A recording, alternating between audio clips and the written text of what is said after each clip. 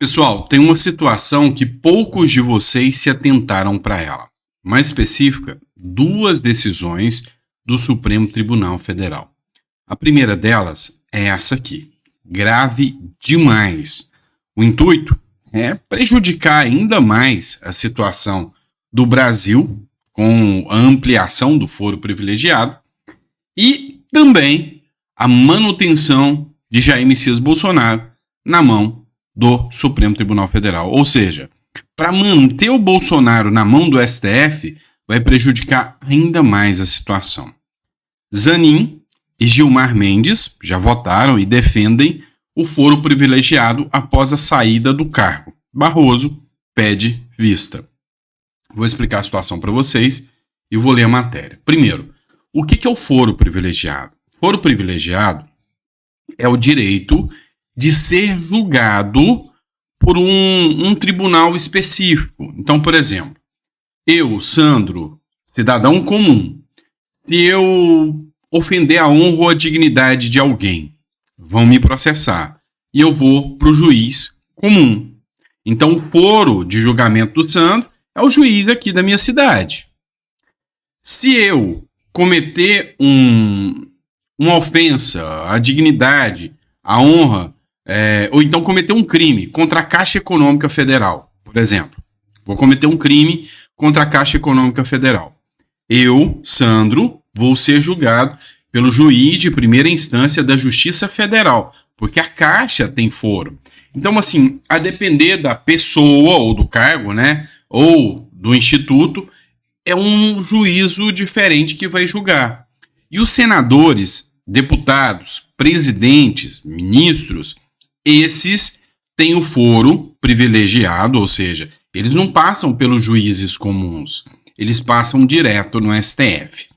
Qual que é a justificativa do foro privilegiado? Olha, pode ser que aconteça perseguição pelos juízes de primeira instância, porque estão muito próximos ali, estão suscetíveis a fazer uma atuação tendenciosa contra esses deputados, senadores. Então é por isso que eles ficam na mão do Supremo Tribunal Federal. Acontece que, na verdade, não é isso. É um antro de impunidade essa história do foro privilegiado. O presidente do Supremo Tribunal Federal, Luiz Roberto Barroso, pediu vista na deliberação para decidir se será ampliada a regra do foro privilegiado a autoridades, mesmo após a saída do cargo, quando se tratar de crimes funcionais. Dessa forma, a votação está suspensa. Nessa sexta-feira, o ministro Gilmar Mendes, relator da questão, abriu a votação virtual com a manifestação favorável a estender o foro. O ministro Cristiano Zanin acompanhou integralmente o voto do relator. Vamos lá, vamos dar mais uma explicação para vocês. O que é o foro privilegiado por função? Então vamos lá. O Bolsonaro é o presidente da República. O foro dele é no STF. Aí o Bolsonaro vira e fala: olha, aquela mulher é feia, certo? E ele vai responder por injúria a ela. Isso é um crime comum que qualquer cidadão pode cometer. Então, na visão do STF, se o Bolsonaro comete um crime comum e ele deixa o cargo, ele não tem foro. Mas se o Bolsonaro tentou um golpe de Estado, é um crime que é próprio do presidente da República. Ele fez em função do cargo de presidente da República. Aí ele mantém-se com foro privilegiado, mesmo que ele deixe o cargo. Entenderam? Que é para falar: olha, não, tá vendo? O foro do Bolsonaro é o STF. Em contrassenso, já corre uma PEC no Congresso Nacional, apresentada pelo PL, que faz o contrário. Vai tirar o foro privilegiado de todos os deputados, senadores e até do presidente da República, do STF, trazendo esse foro para os tribunais federais. O que é justo, ou seja, na prática, tiraria da mão do STF, colocaria na mão do Moro hoje. Então, assim, a nível do Moro, né, os juízes federais. Interessante. Mas, enfim, a grande questão é que o intuito principal disso aqui é mirar Gilmar Mendes. O próprio autor do pedido lá não faz sentido. Outra decisão também do STF é essa aqui, ó, da Folha de São Paulo. Forças Armadas não são poder moderador. Também você vai entender que isso aqui tem a ver com a questão do golpe de Estado. Tudo está sendo preparado para a justificativa jurídica parecer perfeita. O ministro do Supremo Tribunal Federal, Luiz Fux, votou nessa quarta-feira na sexta-feira, por delimitar a interpretação da Constituição e da lei que disciplina as Forças Armadas para esclarecer que elas não permitem intervenção do Exército sobre o Legislativo, o Judiciário ou o Executivo, nem dão aos militares atribuição de poder moderador. E aí, nessa decisão, o ministro Luiz Fux, né, ou seja, em Fux we trust, né, vocês entenderam? O que acontece? O ministro Fux, ele entendeu o seguinte: olha, não existe esse negócio de poder moderador, tá, do Exército. Então, não dá para você aplicar uma minuta tentando uma GLO ou tentando um estado de defesa, estado de sítio, falando que isso são regras da Constituição, colocando os militares para interferir nos poderes. Isso é golpe. Entenderam? Então, a partir desse entendimento do Fux, passa a ser golpe, ou seja, estão criando um novo entendimento para fechar todo o cerco e chegar a Bolsonaro. Esse aqui é a interpretação mais lógica que eu fiz desses dois casos, tá? Desses dois casos. Ou seja, estão querendo preparar todo o cerco para chegar aqui no caso e falar, ó, Bolsonaro cometeu o golpe mesmo e é cadeia, tá? E aí, a narrativa, a mídia vem trazendo, e segundo pesquisas, tem gente que acredita nessa narrativa, né? Então, vocês sabem muito bem que isso aí tipo assim, estão criando a narrativa perfeita, né? Só não é mensalão, petrolão, nem nada nesse sentido. Até porque se fosse, Bolsonaro podia estar mais tranquilo, né? Ia ter menos risco de acontecer qualquer coisa contra ele. Vamos lá. Outra questão. A extrema-esquerda, matéria da revista Fórum é de extrema-esquerda. Ela está tentando jogar o Braga Neto o mais próximo possível do caso Marielle Franco. Braga Neto deu medalha do pacificador ao delegado acusado de morte de Marielle.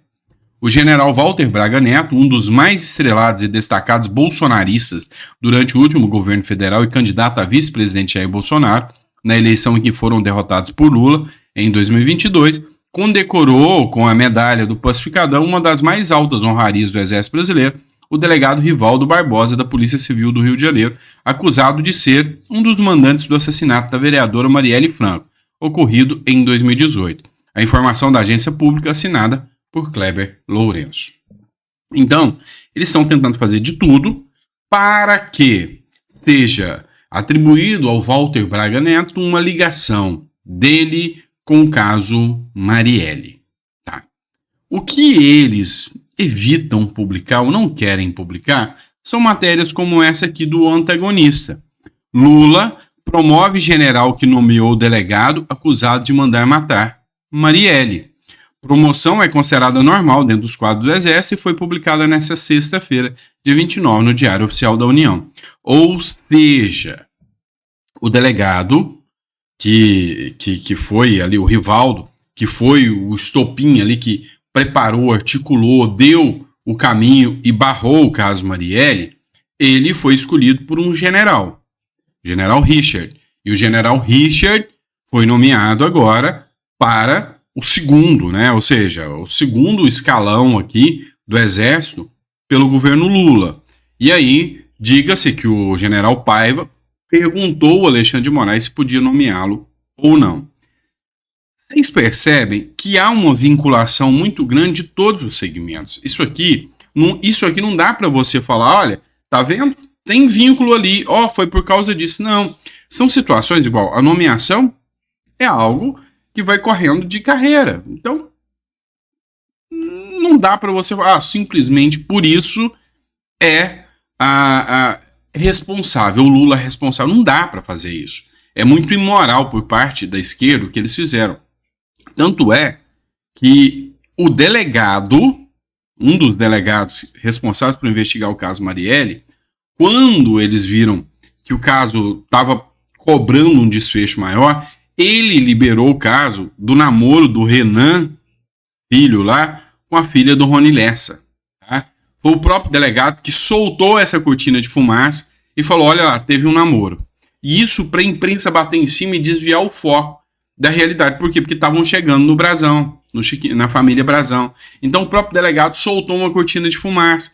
Então, esse caso da Marielle Franco, gente, é só a pontinha do iceberg de todo esse mundo, sabe, obscuro, que mostra que a política, o próprio, a polícia, a milícia e até o próprio judiciário estão todos envoltos, o Tribunal de Contas, estão todos envoltos aí num grande esquema aí que realmente faz um estado paralelo. Então, indiscutivelmente, agora você ficar falando, nomeou, trabalhava no mesmo batalhão, olha só, o general Braga Neto trabalhava na mesma instituição que o general que nomeou o delegado. Qual? O Exército. Mas general, Exército. Então, assim, é muito baixo a forma que o jornalismo levanta essas questões aí, né?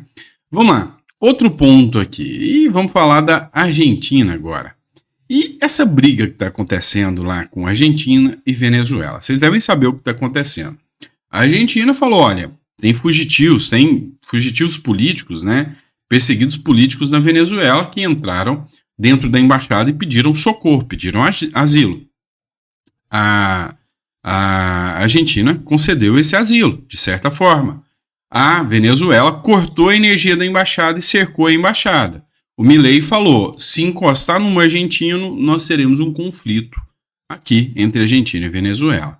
E aí, o grande responsável por esse confronto com o Nicolás Maduro é o Manuel Adorni, o porta-voz de Milei que desafiou a ditadura da Venezuela.